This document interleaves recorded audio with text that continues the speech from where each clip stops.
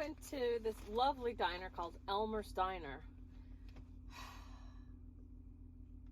And there was comics. So I picked up the paper. I was reading the comics and then I found puzzles. So I really like puzzles. And I started reading this. I see it. Condescending dad upsets daughter. Dear Annie. So it's from Wednesday, February 26th, the News Times. Dear Annie, recently I went to a debate tournament where I gave speeches with other kids on laws that we wrote. When we got back our score sheets with feedback, I found a comment from a judge telling me to smile. I was very upset and angry. I'm a high school girl, and this judge was a dad from another team at the event. The speech that I gave was a serious one. I was persuading my peers to reject an amendment I found to be a bad idea. I just want to stop for 1 second. So I was a judge for this thing called Odyssey of the Mind, which is a very cool program where kids have to work together in teams to problem solve. It's a really neat, and if more grown-ups did Odyssey of the Mind, we'd see a different world. But you go to training for learning how to be a judge. And so what age group was it? It was like 5th, 6th grade was the age group that I was judging. And I saw kids, ones that's sticking in my mind is this boy who was really down, and he was acting like I'm smarter than the rest of my team and no one's listening to me. And he wanted the judges to see this. Now, these are younger kids, so it's not completely relevant to this writing. But it is still relevant. Because this girl's problem is that the judge told her to smile. And as a judge, I wanted this boy to smile. Because he was dragging his whole team down. When judges are judging, they're judging on more than what the person being judged think they should be judging on. So my feedback as a judge for this group was, in order for you guys to get the maximum amount of points for working well together, you can't have one member of your team pouting or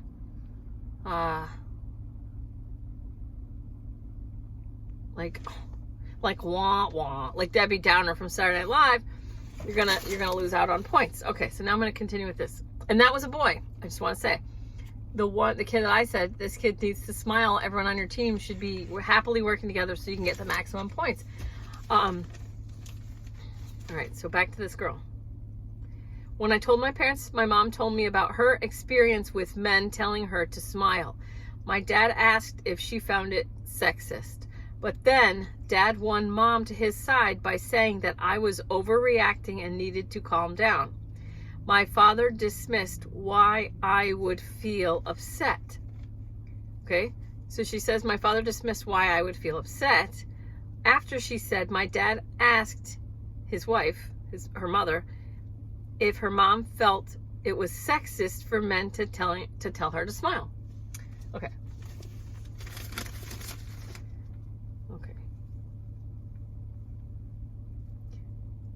My father dismissed why I would feel upset. This all reminded me of a previous incident that occurred when I was 16. An elderly man saw me drop my chapstick and grabbed it, calling me sweetheart to get my attention. Now, this is an elderly man calling her sweetheart. Elderly man calling her sweetheart, okay? So, we all use the same words with different assigned meanings. An elderly man using the term sweetheart is a kind thing to do. This is why using your intuition, being intuitive, is so important. Okay? Because first of all, he grabbed her chapstick and he called her sweetheart to get her attention, and it wasn't working, so he touched her shoulder to give her chapstick back. So this elderly man assisted her in getting her chapstick back to her by calling her sweetheart. Could have called her young lady. I get it. I understand. But his assigned meaning of sweetheart is a kind way of saying young lady. You know, the words were coming out of the elderly man who was trying to give her back her chapstick. Okay. He had to touch her shoulder to give it back. You know, elderly men have better things to do than help people get their chapstick back. Okay. So when he says sweetheart, to him it probably means young lady. Whatever, right? Months later, I told my parents and mentioned I was a bit creeped out at being called sweetheart by a stranger. Now, elderly man again. People grew up that grew up a long time ago. People were much more connected to each other, and they said things like, it takes a village to raise a child, and when I grew up in the 70s, other people's moms were allowed to discipline you. I mean, we don't do that anymore, but it's different, but it changed. My father dismissively said I should be glad he didn't say the B word, as if my feelings didn't matter. Okay. Annie, I feel like I no longer trust my father with anything involving sexism and harassment. Am I wrong to be this upset and angry? Now, so her dad, I don't know these people, obviously, but her dad may be looking at her like, oh my God, I can't believe you're making such a big deal. Some old guy picked up your chapstick and handed it back to you. You wouldn't turn your head to sweetheart, and so he touched his shoulder. You're lucky he didn't say the B word. He may have worked all day, and then he's listening to his teenage daughter with this story where she's like, my family would have said, you're making a mountain out of a molehill, whether it was to me or my twin brother.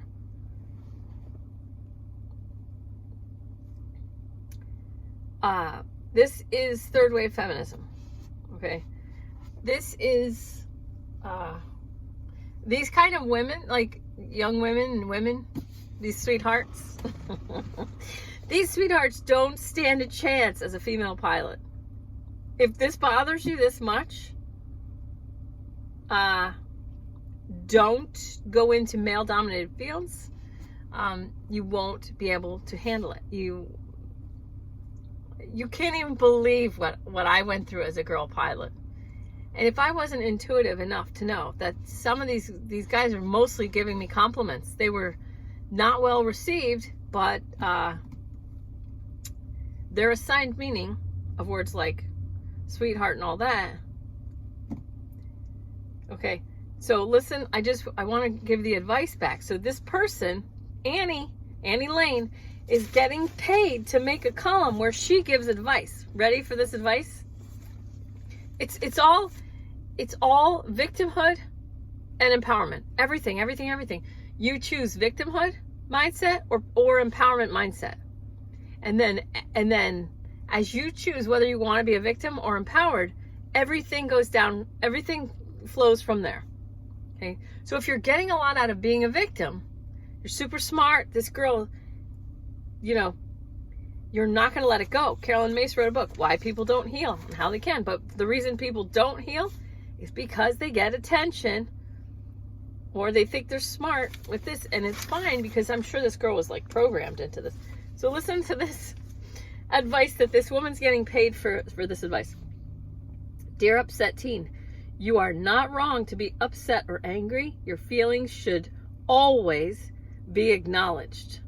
Why? Why should anyone's feelings always be acknowledged?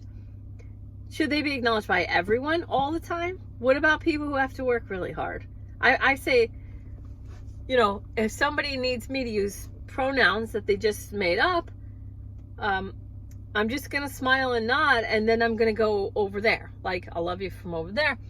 I'm not going to sit there and try to have a conversation with someone who needs me to use made up pronouns. Not because I don't love them, but because I know this is not going to be worth my time. I can watch somebody like that on YouTube tell me how they feel and explain everything, and then I can understand where they're coming from. But I'm not in a position to where I could upset them or hurt them, because they don't even know they don't know me. So I'm watching them state their points. So I do understand all these things. I listen to people tell their minds on YouTube and all that. Dear upset teen, you're not wrong. Your feelings should always be acknowledged. We're raising children right now in the United States with this. Your feelings should always be acknowledged. And when she says that, she means your feelings should always be acknowledged by other people. This is victimhood training. It's your own job to acknowledge your own feelings. It's your own job to make yourself happy. It's your own job to choose empowerment or victimhood.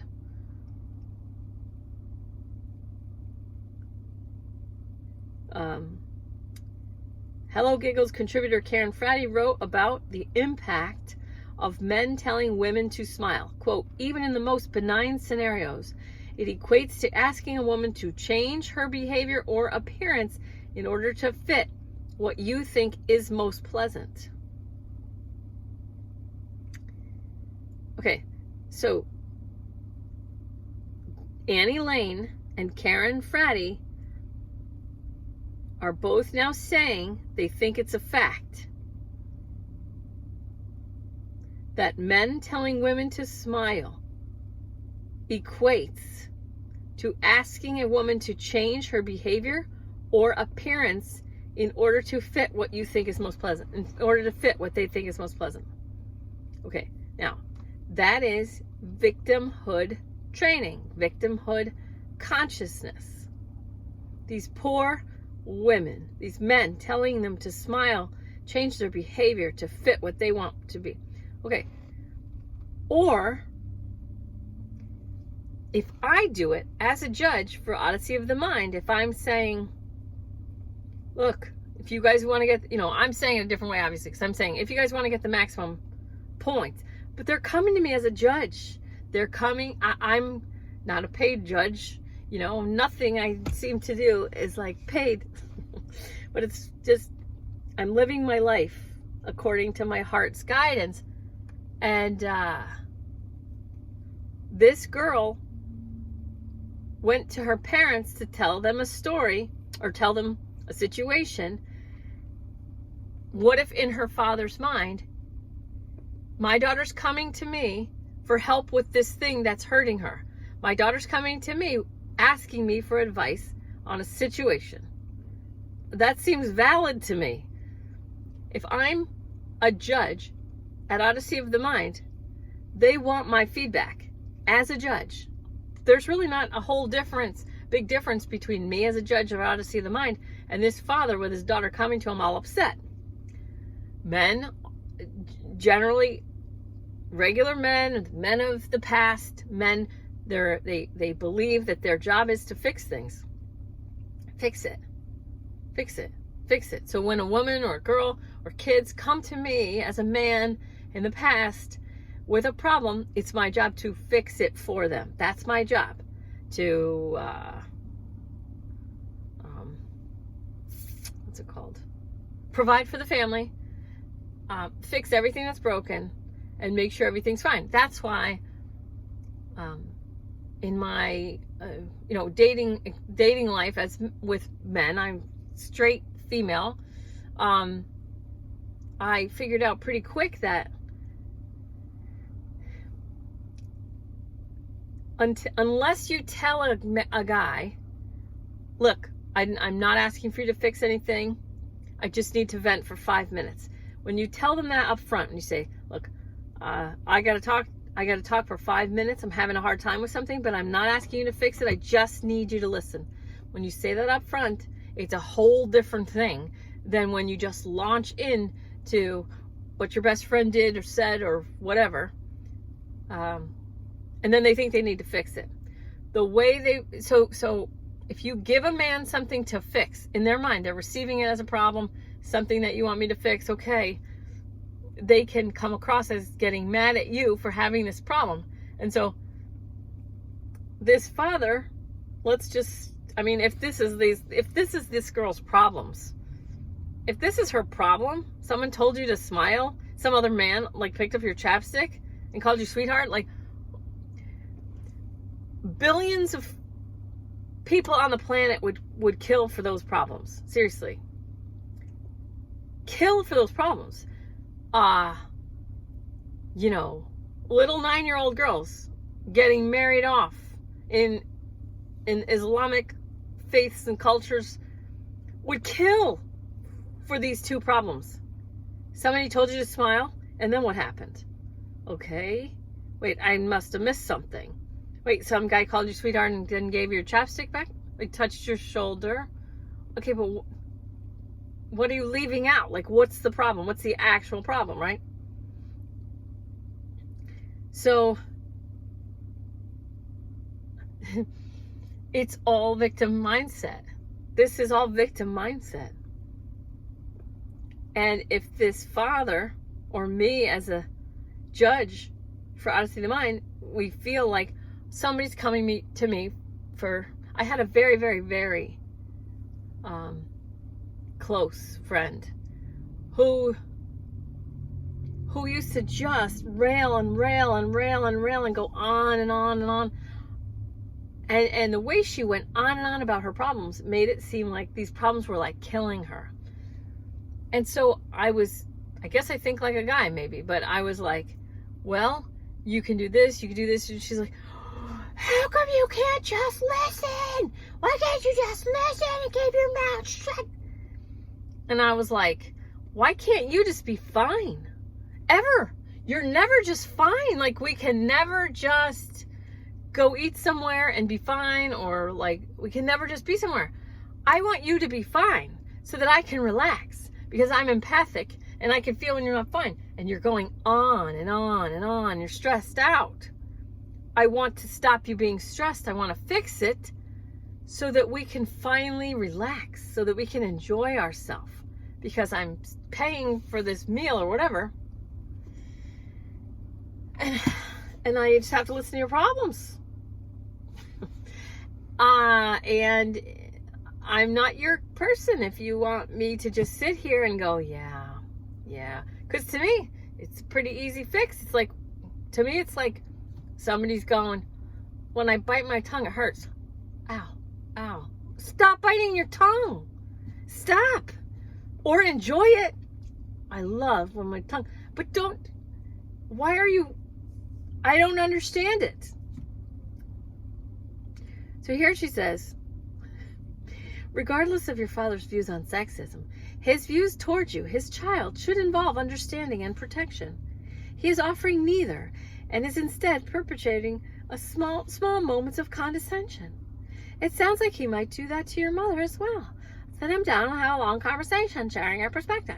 Okay, so it's not enough that you just whined about somebody telling you to smile, and then you whined about chapstick. Okay? Annie and upset teen girl are defining the father's and what's her face? Karen Fraddy wrote about the impact of men telling women to smile. All these people, they're all on the same page. Yes, this is sexist. So they've all taken different scenarios, labeled it as sexist. They call it sexist. Now, in their minds, it's a fact. It's not their opinion that it's sexist to tell someone to smile. It is sexist. Okay. This is why people like me and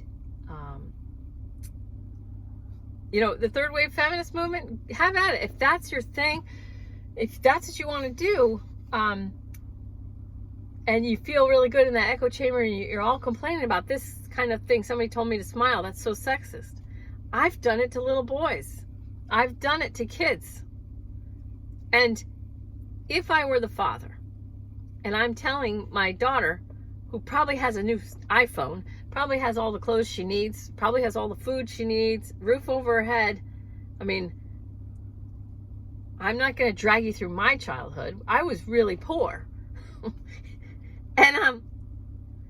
And my parents used to call it the gift of poverty. And they said, you'll see. We're giving you the gift of poverty. They made us do everything ourselves. And we used to roll our eyes. My brother and I rolled our eyes, but I'm telling you, I get it now. The gift of poverty makes you appreciate when you get anything. And I never, these things that happen to this girl that makes her so upset that she writes a letter to a newspaper. Oh my God.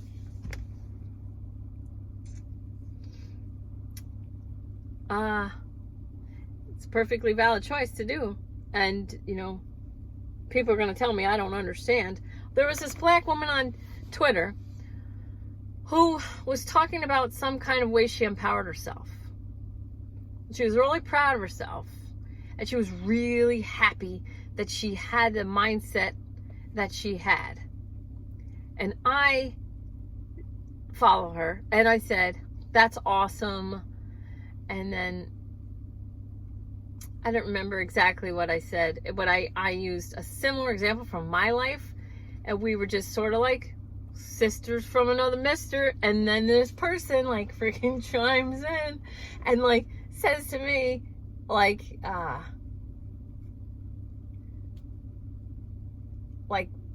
oh, we're black people just supposed to keep their mouths shut and still be slaves right now. And I was like, wow, we are speaking two completely different languages. And it really is. We're really speaking to, there's a language of victimhood and there's a language of empowerment.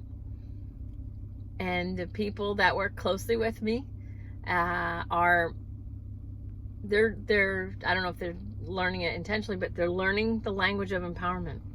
And they can't even, so I just talked to one today, can't even listen to these victimhood people. So, you know, I wish these people who can't take this, what they call sexism, what they're defining as sexism, and it's fine if you want to define it as sexism, but you're defining what other people are doing as if you'd done it yourself. You know, that's a pretty normal human nature thing to do. But it doesn't make it true. Just because you define somebody's actions sexist doesn't mean it actually is sexist. Because that's your opinion, you know? And most of us, especially most of us living in the United States, a lot of us, we just want everyone to smile. We want everyone to stop throwing tantrums. It's fine if you do, but I don't know how you're going to make it through the next 8 years if that's what you're doing. If you're looking for drama and you're looking for trouble and anybody can be a victim. That's very easy. It's easy to be a victim. It is. It's not impressive. It's not an impressive thing to be a victim. So a lot of us just not impressed with it, and we just are walking away from you. I'm not talking about politics. Hashtag walk away, Brandon Struck.